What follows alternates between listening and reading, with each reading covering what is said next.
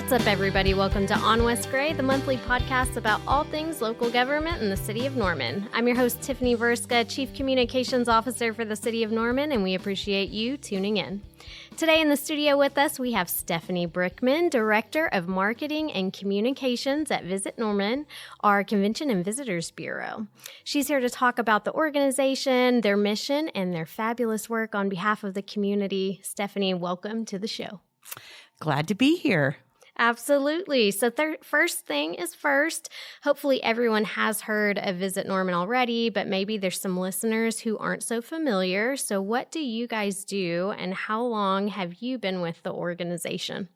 I'm going to try and give the bullet points because there's a long answer, but I also want to make sure everyone understands those points in history. Sure. So back in 1981, the city council voted for a tax, a hotel motel tax, and half of that collected money would go to promoting tourism to Norman. But the other half was split 25 and 25 between the arts and the parks. That's when the money began to be collected. Tourism actually took place within the depot, and it was part of the chamber. Then in 1993, the Norman Convention and Visitors Bureau was incorporated, actually in May of 1993. So 31 years ago, coming up this in 2 months. Yes, I remember you all celebrated your 30th anniversary last year, I think. And that's around the time that you do your annual luncheon, which is very exciting. Yes. Every May, we celebrate the National Travel and Tourism Week. We celebrated that 30-year milestone last May, and it actually was also on May 9th, which was the day that the Norman citizens passed a measure to increase our funding from 5% to 8%. That extra 3% went to the establishment of the Norman Sports Commission to be able to promote a lot of the renovations and new additions through the Norman Forward, which was passed in 2015. So our beautifully renovated soccer complex, our newly opened Young Family Athletic Center, those are for our citizens, but during the times that they're not being used for regular soccer games or regular basketball games, there's an opportunity to bring in larger tournaments. And one thing we specialize at Visit Norman is OPM, bringing in other people's money.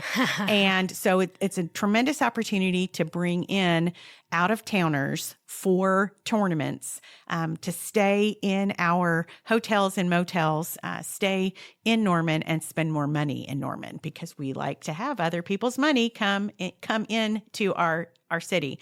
And that's actually what we exist to do. We exist to bring people into Norman, leisure travelers, group travelers to come and spend their money. You've recapped a great history. I'm not sure that a lot of people make the connection between local government and Visit Norman and how closely we work together, the great partnership that we have, some of those funds that you had mentioned that are voter approved and shared between various entities to include Visit Norman. So that's a great history there. Can you also tell us a little bit about maybe how you came into tourism or how long you've been with Visit Norman? So I'm actually coming up in September. It will be 13 years. So I'm going to hope that it's a lucky 13 with all of the things that have been coming together since I started here in September of 2011. At the time, we didn't have Norman Forward. That was something that was being discussed. So it took a good 4 years before that went in front of the voters to be passed. It is a huge opportunity, as we said, to bring in other people's money. But it requires so much collaboration between community stakeholders, organizations, private citizens. Nobody can do it alone. And the cooperative nature of Norman in and of itself helps us to succeed. Absolutely. Those quality of life projects have been just life-changing, I think, for so much of Norman. So how many folks are on your team there at Visit Norman? And I need you to maybe brag on how incredible they are. That's easy to do. We now have a total of 7 staff members. when we went from 5% to 8%, we were able to bring on some dedicated folks. Trent went from being a sales manager specializing in sports to being the director of the Norman Sports Commission. Along with that, he has an event coordinator. So we've got Trent and Katie that are dedicated to Norman sports. We were also able to bring on a marketing manager. She specializes in social media, our social media channels for Visit Norman and for the establishment of Norman Sports. So the marketing communications department includes myself and Maddie Bass, who is a born and raised Normanite. And then we've got Ryan Smith, who's been with us for about 2.5 years. He is our digital media coordinator. He likes to call himself the videographer and photographer. So the three of us are the Marcom department. And then he joined us last week. We have a new director of destination sales. His name is Mark, and he is tasked with bringing the group market to Norman. Group being conferences, conventions, events, has spent many years working in the hospitality industry, working for a lot of hotels. So he's bringing that expertise over to Visit Norman. And then, of course, Dan the Man, our president and CEO, Dan Shim, is the one who heads up all of our efforts. Wonderful. So 7-person strong. I think that it's safe to say you probably, all of you do a little bit of everything. Absolutely love visiting you guys over at Visit Norman. And you share the building with the Chamber of Commerce, right? There on Main Street? Yes. The building is actually owned by Norman Economic Development Coalition. Got you. And so they're the owners of the building. And we have a lot of synergy because the Norman Chamber of Commerce and Visit Norman, all three entities, are headquartered in the same building. So we have all worked together before we were co-located, but it's much easier now that we're co-located to just pop down the hall and talk to each other about something that's happening. And it's also been an incubator. So there are some businesses we've already outgrown basically the building, but some startups were in the building, and they're going to be taking Norman Economic Development Coalition will be taking over the old Copeland's building for that to be an incubator. So most recently, I have been hearing a lot about Visit Norman, launching, taking part in helping jump off the certified film-friendly community process here in Norman. So can you catch us up on that and share a little bit about what that's looked like? For sure. So a few years ago, the Oklahoma Film and Music Office. So if I slip into using jargon, if I say OFMO, that is the Oklahoma Film and Music Office. They established some incentives to motivate the film industry to come to Oklahoma and produce films, streaming products, TV series. And as part of that, cities in Oklahoma, municipalities, towns, counties can petition or apply through the OFMO to be a film-friendly certified community. We've actually been working on this. I started the application process more than 2 years ago. So I don't mean that it's super tedious. It's just trying to get all of the pieces to it lined up. We were very close when the city, our fabulous friends of the city, were putting together a big initiative to go from paper social event permits. It was going online. And so we were trying to align our application and our final process through the film office to be film certified, lining that up with the city. One of the requirements is a film permit. And so we finally are in the absolute last final stages of the film permit being certified and ordained by our city council. But, part of that certification process is presenting the resources that we have, those resources being film locations. If they're looking for a train station, pointing them to the depot, or if they're looking for, they're wanting to shoot a timepiece from the 1950s or the 1940s, the Sooner Theater looks like what theaters look like, with the box office and the popcorn stand. So it's collecting and knowing what we have in our city that would be attractive to film crews, even without being film friendly certified, even without the incentives through the state. We have had Hollywood productions shoot in Norman in years past, going back many years. The Dennis Bird story, he was a New York Jet who was injured. And so some of the football action sequences were shot at Owen Field many years ago. Parts of Twister were filmed here. Helen Hunt stayed in at the Montford Inn, one of our beds and breakfasts. So it's happened without these incentives. It's happened without the film friendly certification, but that film friendly certification is going to make us more attractive. In fact, we've had a couple of film industry individuals who have shown an intention to shoot create a couple of films in Norman in the next few months. And going back to that NEDC incubator, they are looking to locate their office or have an office physically located here in Norman as they begin that process. That's wonderful. And I think part of that process on the city's end too will be able to not only streamline the process with involved agencies, partner agencies, but be able to give those filmmakers or film companies the support that they may need when it comes to, if they need a street closed or they need security for something or what have you. There's kind of that fluid process to get that done and get it done in a timely fashion. Absolutely. And so I actually am the film liaison only because the day I was putting together the application and there needed to be a name and a contact.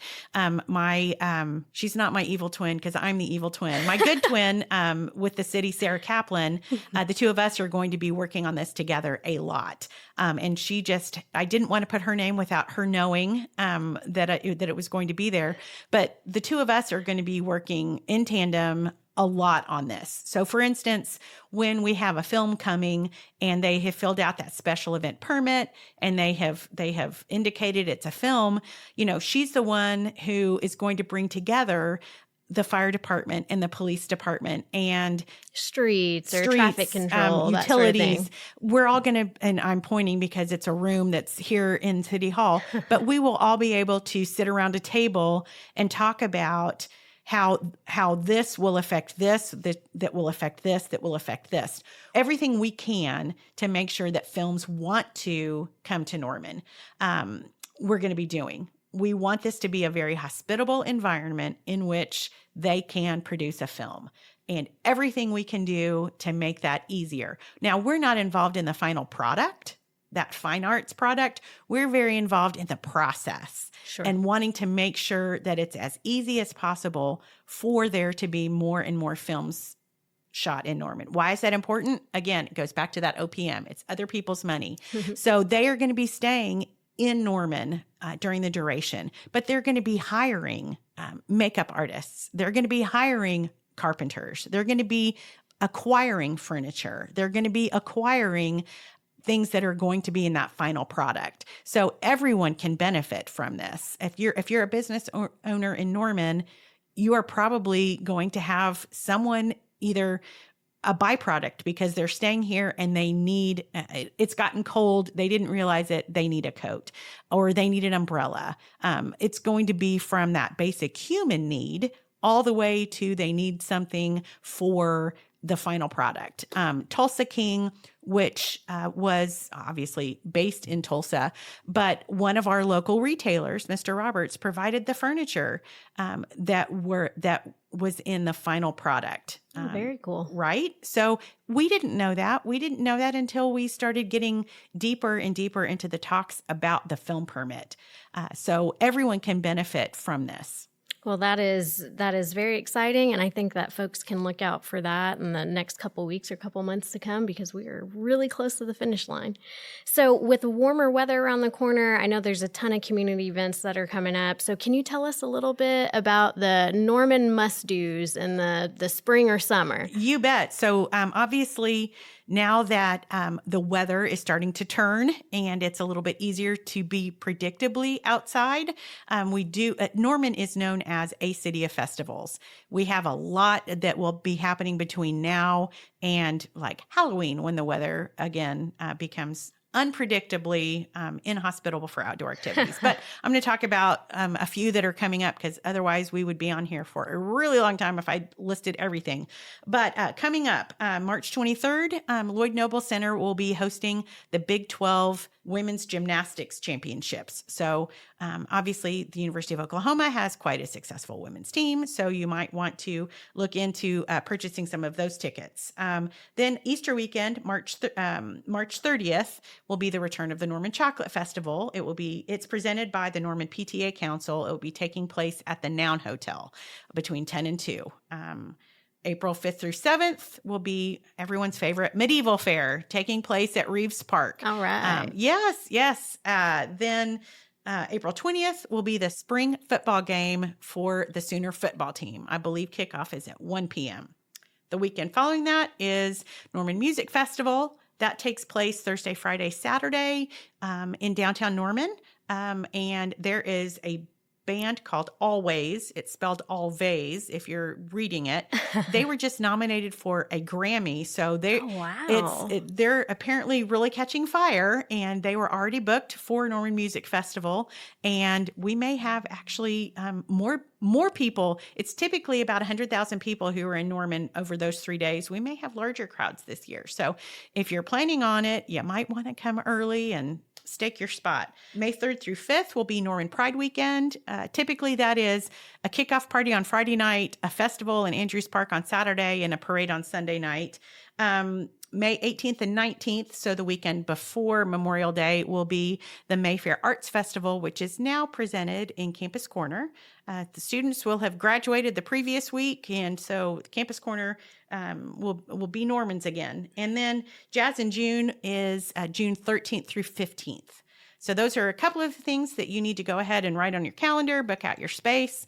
Book out that time on your calendar to make sure you don't miss it. And then just some standing events. Of course, we have Second Friday Art Walk, which happens in the Walker Arts District every second Friday. And Summer Breeze concert series is very popular with Normanites, and that is on alternating Sunday nights starting May 19th at Lions Park. So there will be outdoor music every other Sunday starting May 19th.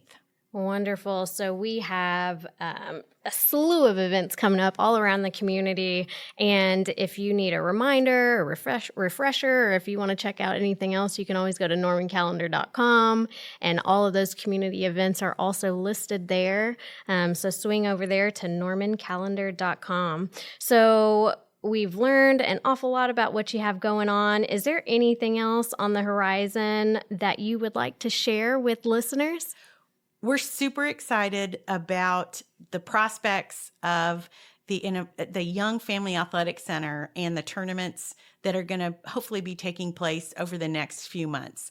That is a crown jewel, obviously, of Norman, and we're excited to show that off to some wider audiences. So it's been a long time coming. It's open. It's beautiful.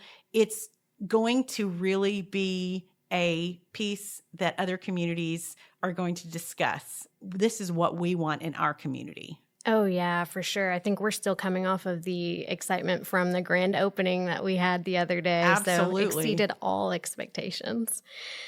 All right. Well, thank you so much for joining us, Stefanie. We appreciate you. We appreciate the hard work of your entire team over at Visit Norman. Thank you. I appreciate this opportunity to brag a little bit. And of course, got to give a shout out to Tiffany and Sarah with all of their patience with me when I come up with crazy ideas. We love your crazy ideas. Questions or commentary about On West Gray can be sent into publicaffairs@normanok.gov. Shouts to our producer and editor, Mr. Bryce Holland of the City of Norman Communications Office. Visit normanok.gov/news to enroll for e-notifications on traffic advisories, upcoming events, election notices, and more from the City of Norman. Follow us on social, Facebook, Instagram, Twitter, and YouTube, City of Norman OK. Until next time, stay engaged, stay informed, and always remember to cast your ballot. I'm Tiffany Verska. Thank you for joining us on West Gray.